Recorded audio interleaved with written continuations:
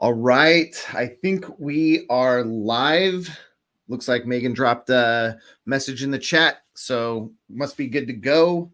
We're going to be talking about breaking down SQLite databases today. We can't, cover it totally in 1 hour, so we'll be moving through a lot of quick concepts. Hey, Joanne, welcome. Long time we just chatted, so yeah, so we're going to cover as much as we can in an hour. However, this should just give you like a foundation, a framework, an idea of what you can do if you need to get into the lower levels of SQLite database, especially if you're looking at deleted or corrupted databases. That's kind of where we're going to live, is in the hexadecimal. Don't worry, it's not too scary. Sort of. So yeah, I'm Justin Tolman.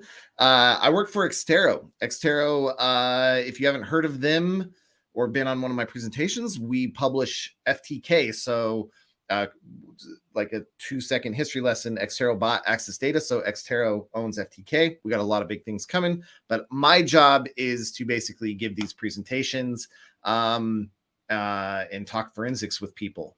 That's my job, and consult and train and all that sort of stuff. So whatever. Again, we only have about an hour, so we're going to jump into it. What are we doing? We're going to talk about the SQLite header, the basic important stuff. There's a lot more other things in the header we're going to kind of skip over. But again, our focus here is like, hey, I need to get data out. I'm working in investigation. I need to recover some chats or some calendar entries or whatever the case may be, right?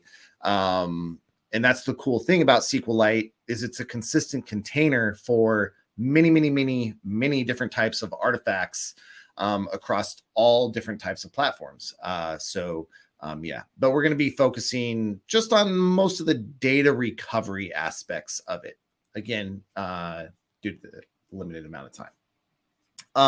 So once we talk about the SQLite header and break that down a little bit, we're going to talk about B-tree pages, how the database stores the data, and then we're going to break down B-tree page headers, because that's going to show you how to get these records out manually, how a database works, and how you can recover that information. Then we're going to talk about cells. Cells are basically rows, okay?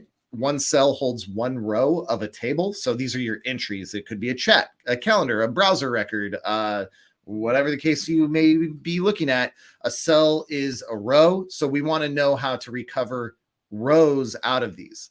So yeah. And then based on time, we will talk about free blocks. These are deleted records. In their structure, they actually function similar to everything we're talking about. So the sum up that we'll give will help you and show you how they work, but we're not going to spend a ton of time because the rest of the stuff is in the foundation, hopefully above. That having been said, once we get to the end, I'll give you my contact information. You can always shoot me an email, ask questions, whatever. I love messing around with SQLite for some reason. It's one of my nerd hobbies. Maybe this and Python. But I love it. So I play around with it. So shoot me questions if you want. So, all right. SQLite header. A header, of course, is the signature of a file, the thing that identifies what type of file it is. SQLite's no different, except SQLite actually has a 100-byte header.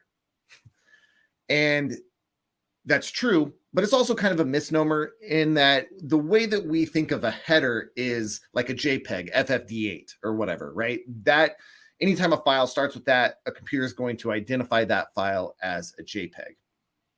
So you'd say, oh, JPEG has a 4-byte header, or you'd simplify it. There's other stuff there as well. But with SQLite, the 100-byte header has a bunch of information in it, and a bunch of information that's not consistent. So if you were building a custom carver, say in FTK or manually or whatever, you're not going to search for a 100-byte header. What you're going to search for is what's called the magic header. And it is called the magic header by standard. Hey, whatever. And this is what it is. And this 16 bytes is consistent across all SQLite databases. Okay, so they'll always start with this 16 bytes. So if you're building a carver or searching or whatever, this is actually what you're going to look at. And it's always the first 16 bytes of the file and of the header by extension, right? So, and this is important as well. Many of you may have noticed if you've worked with SQLite, there is no extension by standard. You don't even need an extension. All right. So you'll see a lot of that. So organizing, searching by extension can be hit or miss because it doesn't require one. Okay. This is all it cares about. So again, consistent, carvable, searchable. All right. Now we have 100 bytes though of information. We know the first 16 is the header. So cool. Now offset 16 and 17 though are what defines the page size. Now we're going to talk more about pages in a little bit, but this is super important, especially if you're recovering a deleted database, to know what the page size is. Again, this is kind of a spoiler, but SQLite always deals in whole pages. Okay. It will never, even if you say like, we don't pay for text messages anymore, but if we remember back in the day when we did, and they were mostly stored on SIM cards back then. But if they, like, somebody would send back the message K, hey, I'll pick you up at 5, and they'd be like K, and you're like, that just cost me like 10 cents or whatever it was. Let's say somebody sends that message back, just K, and the page before it was full, it will create another full, in this case, 4,096 byte page to store that one message. Okay, so always full pages at a time. Okay, and so you're going to want to know that if you're recovering a deleted database, you need to know this page size. At offset 28 and 31, you have the page count. So the total number of pages that are allocated to this database. Okay, it's a 4-byte big endian, which means we're reading left to right, and it's an integer value. Okay, so if we translate both of those, we have a page size of 4096, and we have a 4-byte big endian integer that represents we have a page count of 824. We do multiplication there, and we get our data size. So this database is approximately 3.2 megabytes in size. Okay, now if you were manually carving, like for example, I wrote a Python script to do it. The FTK will carve SQLite, but and many others, I'm sure. But if you were working manually or something wasn't working right with your automated tool, you could go through and write something like a Python script or do it manually and go down through and carve out this many 4,096 byte chunks and get your database. Okay. SQLite databases don't like to be fragmented in your file system. And that's where we'll talk a little bit about free list pages and stuff and free blocks at the end. But they do not like to be fragmented. We'll talk about how you can identify a fragmented database later. Okay. So that's how you determine the size and the page size, or the page count and the page size of your database. Very important.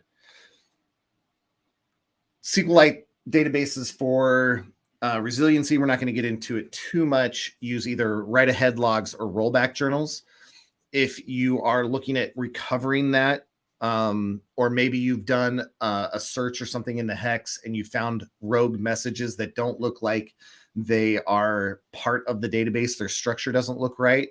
Well, looking in the header here will tell you if you're possibly looking at a deleted wall file or a deleted rollback journal. We're not going to get into the process of recovering out of those. If you do need to do that, hit me up. I have a write-up on the structure of write-ahead logs or rollback journals.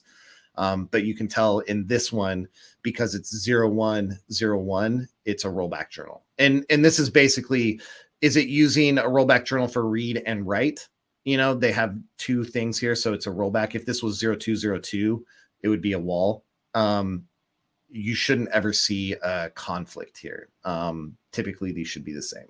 But the way they code it in the standard, They just allowed that different thing. So free page information, the first trunk page will be stored here, and then the free page count will be stored at 36. They're both 4-byte big Indian integers. Okay, so again, left to right reading. We have all zeros here, and so remember that when we go to the next one. What free pages are is, let's say I have a page, right? We always deal in pages in SQLite. And either through user action or system action, the records that were on that page are no longer used. Okay, none of them are allocated. They've either been moved to other pages or deleted. Well, SQLite doesn't like to be fragmented. Okay, it doesn't like to be spread across the file system, whatever that file system is. It likes to be a contiguous file.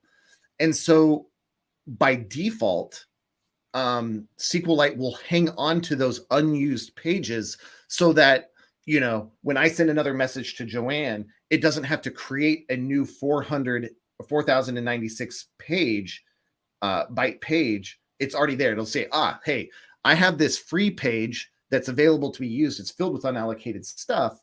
I'll just use that because it's already part of my structure, right?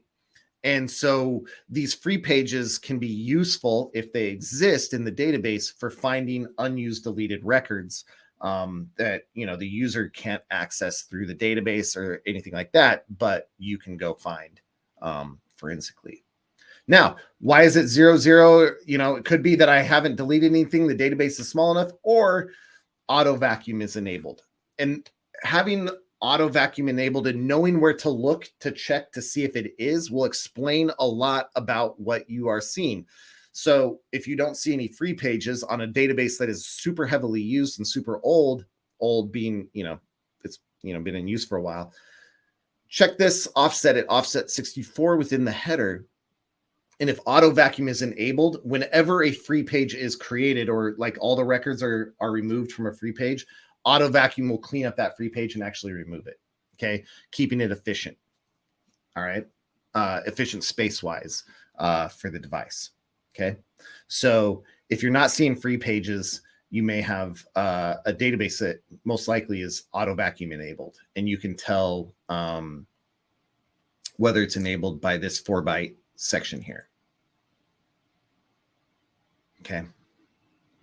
Now there's other things within the header here, like you can get version information and you can get more information about the vacuuming settings, like the first trunk page and all that sort of stuff. There's other things in here, but for the initial, like, hey, I need to recover some data, these are kind of the big hitters inside of the header. Okay. All right, B tree pages. Now you'll see these offsets here. This is not offset from the file. Again, remember, I wrote a Python script to basically cut out the page size and store them into individual files while I was doing some testing for some other stuff. And so my screenshot here, it's the offset of that file. But yeah, I like it because what we're going to talk about here in breaking down the B tree page is everything within a page, especially this type of page and the stuff we're going to be talking about, is an offset from the start of the page. And so I think it's good. It's a good thing to remember here by having that 0 there as we go about and talk about how to find records. It'll be super important. So real quick, what is a B tree page? So B tree is the method of linking stuff together. Okay. So it's either A or B, right? And you go this way or that way. If it's something starts with A, then you go down this route. If it starts with B, you go down this route. And it's much more complex than that, but it's basically that sort of tree type structure. Okay. And helps the database be a bit more efficient. That's an oversimplification, but it's enough to what we need to know here and now about B tree. But pages, like I mentioned before, are, if this was our database in orange, the database is broken up into consistently sized pages and information is stored within those pages and you never have partial pages. So let's say you're recovering one and you all of a sudden come down and there's only like 2,000 bytes and then it goes into something else. Well, that's probably why your database isn't working. It's corrupt, or it's been overwritten, or something's going on, because you'll never have a partial page. Okay, ever. It doesn't work like that. So all the data is organized into pages. Okay, no partial pages. Pages are filled from the bottom up. Okay, you'll notice here in this screenshot that we have the header, which will break down here in a minute, but then you're followed by a bunch of zeros. And if we looked at this, spoiler, this only has 5 records stored in this page. So you actually have to go down quite a bit, about 1,000 bytes, before you start to find records, because SQLite wants to be the most efficient with its space as it can. So when it gets one record, it's going to put it at the bottom, and then the next record on top of that, on top of that, on top of that. And so it's going to move up until it can't fit in another record, and then it'll kick over, either create a new page, use a free list page, etc. Each page has a type. We'll take a look at that in a second. Okay. Typically what we're interested in when we're recovering records is hexadecimal 0D. Okay. And we'll talk about that here in a second. Free pages contain only unallocated data. We already talked about that. And then we talked about the auto vacuum. All right. So each page has a type. Now, that should actually be pointer index page on there, point index page, whatever. It should be pointer. So each of these types serve a purpose. Most of the time when you're working on recovering deleted data, 0D holds your content. Okay. So your text messages, your browser information, these will all be stored in 0D page types. Okay. Now, if you're trying to chain from a trunk page out and figure out which table, etc., you might have to use 0.5. We don't have time to really get into that, that chaining. It's not too difficult, but yeah. So let me show you here while we're talking about pages. That might be super small. I don't know if I can blow this up very much. Hang on one second. Look and feel, fonts, this. Well, that's the editor. We'll see what happens. Apply. Nope, it only made that bigger. Okay. Let me try something that'll most likely blow up life. Whoa. All right. Hopefully we can see what's on my screen, and you should be able to see what's left here. This is how you query if you're going to write a query on a database. So you're like, hey, wait, but this database is corrupt, or I've recovered it from deleted. Find one that's the same. You know, if you're working on sms.db or some app, just create a dummy one, get it off a different device or something. You can run it. But this is how you query the schema. The schema is the blueprint of the database. Okay. It has everything in here. This is actually a database I built, to do some stuff, but, so this code right here, select star from SQLite master, is true for every SQLite database. And what it's going to do is display the schema for you. So it's going to display type. I've got it filtered to not show indexes right now, but it's going to give you the name of the table. And then it's going to give you this root page. Okay. And what this root page indicates is the page within the database of where that table starts. Okay. Where is the information for this table? Okay. And if we come out to page 5 in this table, we would see, hey, this is a type 5 page. And then within that is going to be a list of all the pages within the database that belong to that table. Okay. So you can start to chain that back. Again, hit me up if you want to see more on that, and I can show you or give you documentation or give you some references where you can go out and look. but the root page will be a hex 05 or a hex 02 page type. And then it'll have it'll just, all the entries in that database it's going to say, okay, on page 21, 23, 25, 20, whatever is where all the users or the channels are going to be stored. Okay. And then you can go out and chain those and rebuild them. So, okay, if I'm recovering records on page 27, I found that by going to the channels one on page 5 and it referenced me to 27. Think about it like, are we all old enough to remember? Do they still do the choose your own adventure? I guess that's on Netflix now, but the old books where you'd like, oh, go to page 25 if you want to do this or whatever. That's basically how a SQLite database works, is go to page 5 if you want to know more about channels. And then on page 5, it says, if you want to see where the content is stored, go to 27, 35, whatever, and it'll just start listing them out. So also just kind of an interesting takeaway here, because in prepping for this presentation, I took a look at this. And again, this is a database I wrote. And I was working with a friend, Nick Jenkins. Many of you may know Nick. We're working on this together. And so we decided we were going to add this table later. Okay. So this is actually added way after the fact. And you can kind of get an indication of that. If you're in more enterprise related investigations where you might have in-house SQLite databases, you could see kind of a thing, because notice the root page of the deleted messages table is super, super high. Same with the connection stats. So you can see these guys were probably created right at or near the creation before any data had been populated.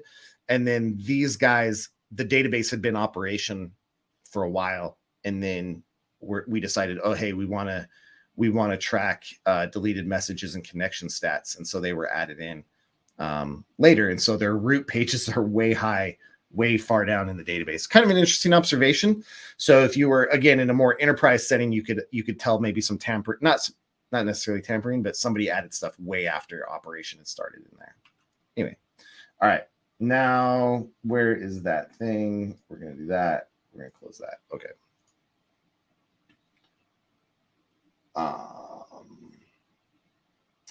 This program here is SQLite Studio. This is my favorite SQLite editor. I've used SQLite Professional as well, but I just prefer SQLite Studio. It's free and it's basic, and that's what I like is just straightforward. And this is mostly just for viewing the data, like if, you can view the data, you can filter, you can write queries. It'll give you the structure of stuff. Okay. You can build SQLite databases in it. This is my favorite. This is my favorite third-party editor. So, yeah, I really like it. So SQLite Studio. Okay. So the takeaway here, though, pages have a type. Pages are used to organize, and you can track that through. So again, like I said, you would have the root page, and then you would have interior table pages that would point to where all the content or leaf table pages are.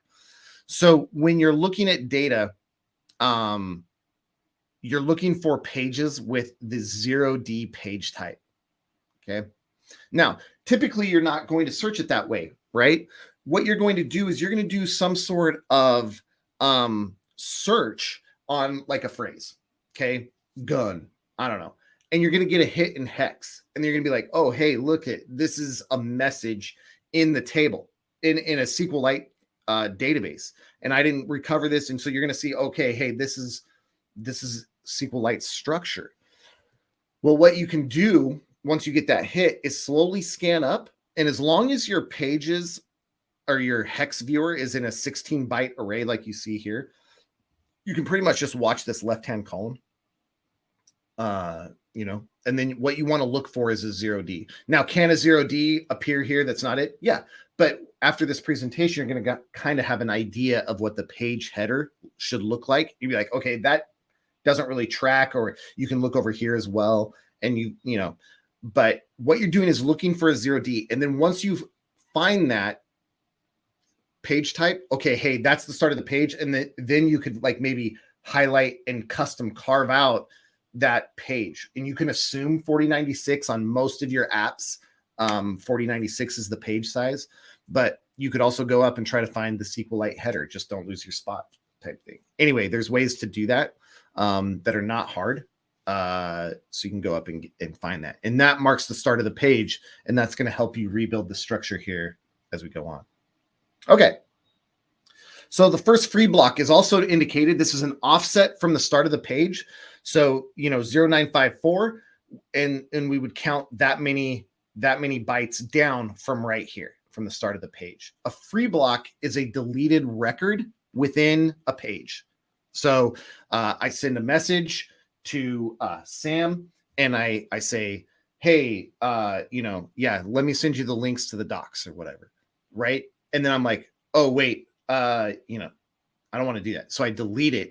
Well, it's going to SQLite, now depending on the settings, okay, but by default, SQLite kind of operates like a file system of a computer, right? It doesn't actually take the time by default to go and wipe it out. It's just going to mark it as deleted. And we'll talk about that later in the presentation, how it does that. But at the start of the page, it's going to mark the first deleted record. It actually tracks where those deleted records are in the pages. SQLite is all about efficiency, okay? Because it was designed to operate on small, less powerful devices, namely mobile devices. And when I say less powerful, I know our phones are awesome now and everything. You have to remember when it was designed, one, and then remember we're comparing this to quote unquote true databases that are like large infrastructures, computer size servers, so relative to what SQLite operates on, lightweight. So it's all about efficiency. So it needs to know how much of this page is populated by deleted stuff. Can I overwrite that? Can I use that space? So it's going to track that. That's good for us forensically, because if I was looking at this page that I recovered out of somewhere, I know that if I go from, the start of the page that far down, I've got a deleted record. I know that. I don't have to, figure it out on my own. It's telling me that this record is deleted. Cool. We'll talk about that more in a bit. How many cells are in this page? Remember, a cell is a row, okay? A row of a table. So in a row is one entry, a browser record, a text message, etc. So I know I have 5 rows, 5 pieces of content stored in this page. Okay. I've got a mystery click in there, and I couldn't find it yesterday. So I had to click like 3 times to get it to advance. Amateurs. All right, so cell area offset. This is the most recent cell, or the topmost. Remember, we're filling from the bottom, so this is going to be the topmost cell. Does this help us? Maybe. I mean, you could scan down. We'll talk about what helps us more here in a second, but what this tells the database is where it can start writing the next record. Okay, I can go down this far and I'll start building up from there. So administrative stuff for that. Fragmented free bytes. So this is like, there's no delimiter in SQLite as far as storing rows. Okay, which might sound like that makes it hard to carve them out. And it does make it a little harder because you can't just look for this delimiter, but we'll figure out how we can here in a second. But it tries to, if I have a record, it'll slap it right on top of the thing, right? The next record, no gaps. At least that's what it wants to do. Occasionally, though, it does get a gap, okay? Of 1, 2, 3 bytes. It tries to keep that minimal. It will keep track of how many fragmented free bytes are in there. Because if the page becomes too messy, too many fragmented free bytes, too many free blocks, it's going to do a cleanup, and it's going to move all the allocated records to a new page and either turn this page into a free page so it can start over, or if auto vacuum is turned on, it's going to remove the page. Okay, so this is another administrative one. Forensically, it's not really going to impact you, but because I'm setting up the offsets for what comes next, I'm explaining each of the things. But that's what it is. Okay. Following that is the cell offsets from the start of the page. Remember, a cell is a row. Okay, so here's the location in 2-byte big Indian integers. We have 1, 2, 3, 4, 5. And The reason we knew there was 5, remember, is this right here. These 2 bytes told us that there would be 5, and the cell offsets start immediately after the fragmented free byte indicator on a 0D page. Okay, so we have these offsets here, you know, of our cells in the page. Okay, typically you'll have one that starts here. So notice that our cell area starts at 0404 hex, and we have a cell at 0404 hex, and that makes sense because, you know, there's whatever. Can you have one that's not like that? Yeah, it might be a free block, it might be something else, but typically you'll have one like that. That's just kind of a thing. Okay, so again, there's no indicator of where this stops other than the count here. So you just keep listing the cells as many as this is, and it'll be right after the fragmented free bytes. So we go here to find this row, here to find this row, here to find this row, here to find this row, this row, and they're all within this page. Okay, so when you count this offset, you want to place your cursor at the beginning of the page, okay, just a few bytes back, and then say go to, you know, or skip or whatever your tool says, this many bytes from current location. And that's going to drop you right at the spot. So if we go 0404, that's decimal 1028, and it's going to drop us within the page right where we need to be.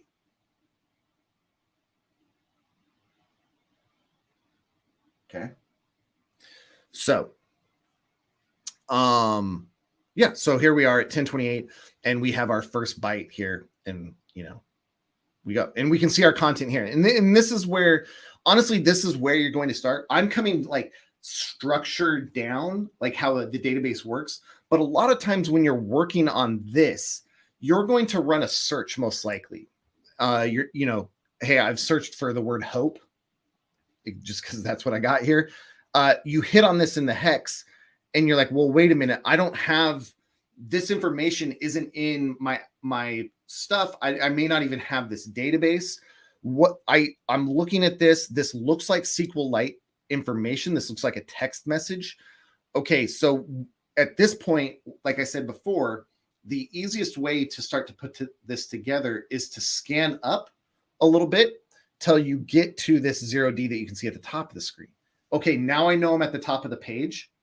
You can either carve out 4096 bytes to get this page and do this manually, or you can start to do other automated things if you have access to that. But you know, that's what you're typically going to do. You get this raw hit out in hex, you scan up to the top of the page, then you can do it right, because then you know you're on that page. You can go out and be like, okay, is this a free, am I in a free block? Because I'm going to come down this many bytes and check, okay, whatever. Was this an allocated record when this, you know, kicked out, etc. So you can do it right. That gives you added validity and verification of what you're doing. Hey, you know, this was at the start of the page, and I can start to parse it out right. I make sure that I'm getting the whole cell, you know, not just whatever. Okay.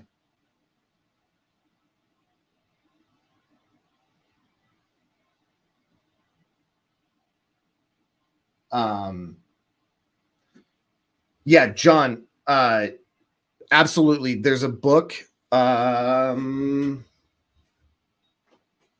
Sanderson's forensic browser thing. That's the software. Here it is. So this book, I don't know if you guys can see my webcam. I don't know if I'm sharing that, but SQLite Forensics by Paul Sanderson. Here's how nerdy I am. I bought this and read this in a day. I might have a problem. But yeah, so book is excellent. Goes into a lot of depth. Okay, so and I'm not ignoring the other questions. I'll get there. I just glance over and I see that, and so I just, yeah, absolutely.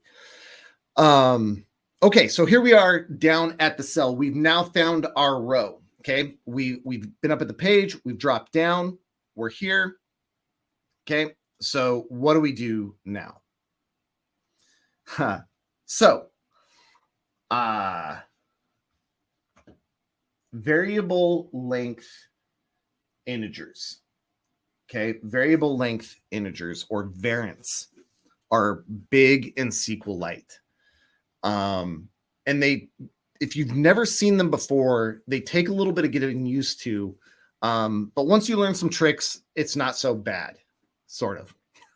Okay, so first off, think about SQLite it wants to be efficient. Okay, everything is about efficiency. And so if we have two things, we have the size of the cell, and then the next thing we're going to look at is the row ID. What's this guy?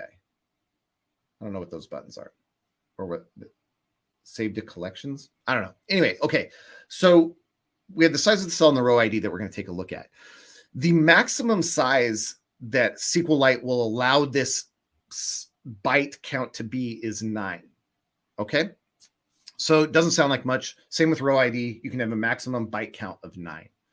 Now, what if we reserved 9 bytes every time, regardless of whether it needed to store 9 bytes? Like, let's say the size of the cell was 240. Well, that's only going to take, 1 byte to indicate that or whatever, right? So you would have these 8 bytes of wasted space. That doesn't sound like much, but you all are investigators, or many of you are, and how many chats do you look at in an app? 60,000, 20,000. It doesn't matter. Once you start getting into these apps, you could imagine that per row, let's say you only used half, you're still adding in 10 bytes between both of those of unneeded stuff per row. That's going to add up very quickly. So SQLite doesn't do that. SQLite doesn't say, hey, I know the max is 9, so we're going to reserve 9. It says we're only going to use as much as we need, but we need a way to indicate to the computer that it needs to either keep reading or that it's reached the end of that number. Okay, and that's where variable length integers come in. So what we do is we're here at the start of the cell where the black line is, this hex 81. So the first thing we do is we convert that byte into binary. So we get this here. We look at the most significant bit. If the most significant bit is a 1, then that means we also need to go to the next one. Okay, so we're going to include the next byte here because our most significant bit or leftmost bit is a 1. And so we need to include the next byte, which is 5D. Our most significant bit is 0. That means we've reached the end of our variant for the size of the cell. Okay. So this is the size of the row. Okay. Got it. So if the most significant bit is a 1, then we go on to the next one. If it's a 0, we stop. A quick tip here is if it's 8 or above, then you're going to include the next bit or byte. If it's a 7 or below, that makes the most significant bit 0. And so, you're going to be done. All right. The most significant bit is only used to tell the computer whether to go on or not. So notice that we've dropped it. This becomes this. We've dropped the 1. This becomes this. We drop the 0. You do not use it in the calculation that we're going to do next. Okay. If necessary, meaning if you have more than 1, combine the 7-bit bytes into one long one in the order that they appear. So this one would go first, followed by this one. So you get this massive behemoth of a binary value. You omit any leading zeros just for the sake of sanity, and you convert it into decimal. Okay. And so this row, the cell content area, is 221 bytes in length. Okay. All right.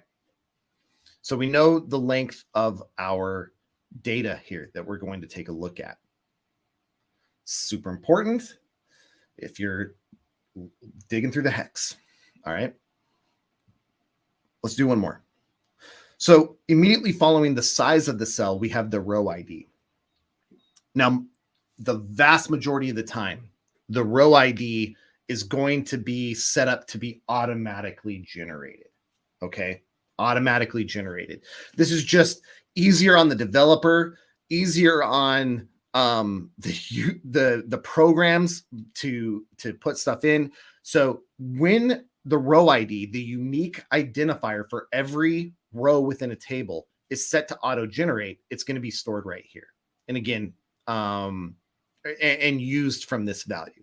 Okay, this will always be created, but it'll also be used for this value. So you want to determine this. It's the same thing. Okay, it's the same thing. So we have 88 starts with a 1. Okay, so we also need 99, also starts with a 1. Now we're going to need to go to the next one, which is 3A, starts with a 0. We know we're done. So we have 3 bytes in this one for the variant. Remember, the max is 9. So if the database is massive, you could start to get a few of these to determine the row ID, right? But the max is 9 bytes, and that gets to be a very massive number. So, it is what it is. So the same process. We determined that these are the bytes that we need to work with based on the most significant bit. Then we come over here. We drop the most significant bit. So this becomes this. We've dropped the 1. This becomes this. We drop the 1. This becomes this. We drop the 0. Okay. We combine that mess together in the order that they appeared, and we get that the row ID of this row, this cell, is 134,330. And I'll show you what that looks like in a few slides, and it'll hopefully click if it isn't already. So we now have the size and the row ID, but they were variable length integers or variants. Okay. And this by far was the most trickiest thing when I started getting into the hex aspect of SQLite, because you're trying to look for decimal indicators of what is the values for these things. And so if you were to convert this into decimal, it's not going to, it's not going to be right because it's a variant. And so once you learn that pretty much all this stuff in SQLite at this level is variants, then it becomes a lot easier to decode. Still a pain in the butt because they're variants, but it is what it is. At least you know what it is now and can break it down. Okay.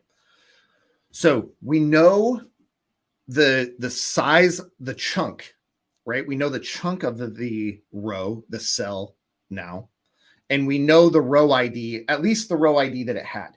Now, there's going to be a caveat to that when we get to free blocks here in a second, but we're going through it this way right now. Okay, so we know the row ID. Now we want to know what each individual thing is. When you look at this here, you have a big blob of data. Okay, we can see that a message was here, and you may be able to hunt and peck some information out, but we want to do better. We want to be awesome. We want to break this out into their individual columns so that we can really report on what we found in this recovered information. And, nobody will care in 2 days, and you did all this work, and I care, though. You guys are awesome in my eyes. So anyway, all right. So what we're looking for, how it does it is it uses serial types, okay, with an S, serial. You guys get it, serial. And so these are the types of data that can be stored in a row. Now, this is not content types. Like you're thinking, it can do date, time, and it can do this, that, or whatever. Not really, okay?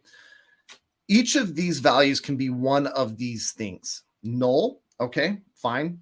And if it's resident, it's actually stored in the cell header, cell record header. Okay, this is what this is called, which I thought I had a little indicator of it. There we go. All right, cell record header up here, okay, is this. So you can have a null. So you can see all these zeros here, null values, okay? You can have these different integer sizes. You can have Boolean values, okay? So integer value 0, integer value 1, 8 or 9, they're resident. So when you look at a database, you'll see this very often. Is a message sent or received? And it'll just be 1 or 0. Well, if you look in the hex, it's actually going to be this serial type. It's going to be hex 8 or hex 9, okay? And so anyway, That's how that is stored, that type of data. Okay, if you're going to store a blob like a picture or something, it'll be this. I'm going to walk you through string data here in a second. Okay, so what's my next slide? Size of the record header. Perfect. So 37 is the size of the record header. That's how I knew not to gray, or what to gray out and what not to. Okay, because it's 37. This is a variant. Now, because the 3 is obviously less than 8, it's 7 or less, then we can just convert this into hex and we get the length of our cell record header right there. So we know that these bytes, all these bytes for that length, you know, and we can use all the tools that are given to us here. So in this case, we go to hex and we type in 37. So we know that the 55 bytes here are all part of the record header. Okay, these things here point to the information that makes up the row. Okay. Now the next one here is 0. It's a null value. This next one, this is if they weren't using the pre-generated primary key that, or the row ID that we just looked at. If they were using some other type of primary key other than the row ID, then this would have a value. But since it's null, this tells the database to use the row ID specified in the cell header. Okay, now we have 55. I'm actually going to go to the next slide. I think it'll make it just a touch easier. Yeah, there we go. So we have 55 here. Well, what's 55? Well, first off, we're going to come into the hex and we're going to type in 55 and we get 85 decimal. Okay, 85 decimal. 85, if we come down here to our serial types, 85 is greater than 13 or 12, but it's also odd. Okay, it's an odd number. So what I need to do, and don't shoot me, I didn't make this, all right? What I need to do is minus 13. Oh, wait, I'm in programmer. Oh, that should be okay. Minus 13, and I get 72, and now I need to divide this by 2, and I get 36. So why did I go through that mess? Well, it's string data. I have right here, if I were to count out 36 bytes of data, this is what I get. I get my user ID or whatever this is. I think it is. Okay. And that's how you get that. So now I know, okay, I look at this serial type, I count out 36 bytes. It ends right here. Cool. Now I have another null value, which is resident. So I'm not coming down here into the hex to look. It's resident. So I put in a 0 in there.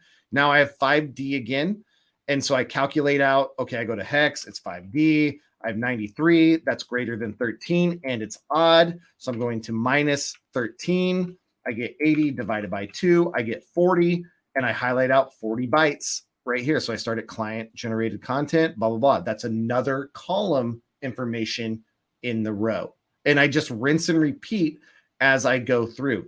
Anything that's resident, which I've marked in this table here, you don't come down here and look. That can be a major throw, like that can throw you off in your count. Because like we did this string here, this client generated 602. And notice right after it is client generated SMS, but we have this null here because this guy's here and it's resident. Okay. So the data is stored here. And then we go to the next one. Okay. And then we go to the next one and we go to, so this one's resident. So we're going to stay up here. Right. So just be aware, pay careful attention to the resident values as you're going through. And notice what we're doing. We're building out the columns. This should start to look like a vertical version of what you would see in a SQLite database. And if I add this, that's what we have, right? So we have the ID 134330. Remember, we parse that out of the header, out of this 3-byte variant. Okay, we have that here. Then we have our message ID, okay, because remember, this is null because we're using this ID. Then we have our message ID, which was 36 bytes here. Then we have a message type, null. Then Then we have our client generated whatever, boom, author chat ID, boom, this, boom, hope so, yep, okay. And we just like, you're rebuilding it, but the key to rebuilding it is this table, the cell record header here, okay. And you just look at this, go to the next, okay, that's resident, plug it in. That's a string, you do that, you convert it to hex. Is it even or is it odd? Okay, it's that, boom, boom. And you just start bouncing through each one and you can manually carve out and look at that stuff. Now we've done it, okay? Now, the trick is, how do I know what columns they're in? Again, this is where it comes back to chaining the tables. You would look at the schema to figure out what tables you have. The trick is you would need to know what page this is, okay? And that can be tricky, especially if you're in a fragmented or recovered deleted database. Honestly, if you're dealing with some random data that you found in the hex and you're able to view this much data, right, you can get it into this column view. If you can isolate what type of database it is, like if it's, in this case, it's Google Hangouts, and it is that old. It is Google Hangouts, not Google Chat. Then you can, get a demo database, take a look at it, and figure out, okay, hey, this data matches with this table, and then you can plug in your column headers as well. If it is like you recovered it deleted, but it's just not parsing correct, so you need to do this, you can always chain the pages and try to figure out which page it came from, and then plug the stuff in there. When I wrote my carver in Python, my SQLite carver, that's what I do. So I calculate which page the information came from, and then go look up in the index pages at the top and say, oh, if it's on this page, that page was assigned to the messages table, so I'm going to put in the message column headers over the top of it. So that's how you do that. But in a nutshell, and insanely quick, these are all variable integers, but they're all less than 7. Okay, so that's why I didn't bother doing the whole variant, like drop the most significant bit, because nothing changes when they're under 7. You can just calculate them like hex. But they are all variable integers, variable length integer, variants. So if all of a sudden, like this one was, for whatever reason, this string was super long, or it was a blob, you may have something that is like 9.5. Okay, that means you need to also include the next one. Okay, these are variable length integers. In this set here, they're all less than that size, and most of the time they will be. But if you're dealing with huge text, could even be email held in SQLite or blob data. Otherwise, you may need to take into account multiple ones. But these are variable length integers or variants. Okay, we're running up, and I want to have time to take a look at the questions. So a quick discussion on free blocks. When a row is deleted, it's going to overwrite the first 4 bytes of the cell. Okay, and what this is the first 2 bytes point to the next free block within the page. So if there's multiple deleted records, you just chain them together. So you look at the first one, then go look at the second one, and blah, blah, blah. And then it's the size of the free block. Okay, 2 byte big Indian integer. Okay, now this is a problem, because what we just lost, it was 4 bytes of we don't have our size of the cell. Now that's not a huge concern, because we do have the size of the free block, which should line up. Okay. And we don't have our row ID. So you're not going to be able to plug it back in necessarily. The other problem that might cause is, now here we can see that the size of the cell and the row ID were long enough that we had this extra just garbage byte hanging out. And then we see this 37 here. Well, if I go back up, notice that our length was 37 here. So if I was looking at a database, I might say, I bet you that this is the last byte of the row ID, which I can't figure out now because I overwrote those, but I can still parse, right? I can still parse the row information out because I'm looking at my contextual data within my database. I know kind of what table I'm in. And oh yeah, hey, the rows in this table are 37 hex bytes in length. So 50, whatever we calculated, right? And so now I can highlight down to this 00 or whatever it is. Actually, it'd be a little further. And I can start going through and parsing out this, even though we have this free block information that is overwritten. So, yeah. So you can still do it. You're not, all is not lost. Okay. You can still get that information. It just requires you to, take a look at the data around it, try to be clever in the way that you are approaching this information. Right. And, and put it together. Okay. Put it together. So, but it's the same idea. You just lost this information. Now we're going to take a look at this. We're going to look at an allocated record and be like, okay, and and hey, this is this table, so I know it has this amount of rows. Boom. I can start to go through and look at the hex, and I can put that still into columnized data. Okay, still into columnized data. Okay. All right, so let me take a look at the Q&A real quick.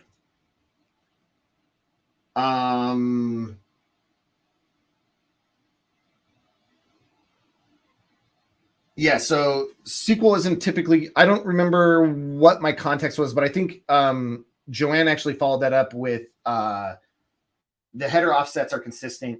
And yeah, so what I meant by consistent is exactly what Joanne's saying. Like the information is in the same spot every time.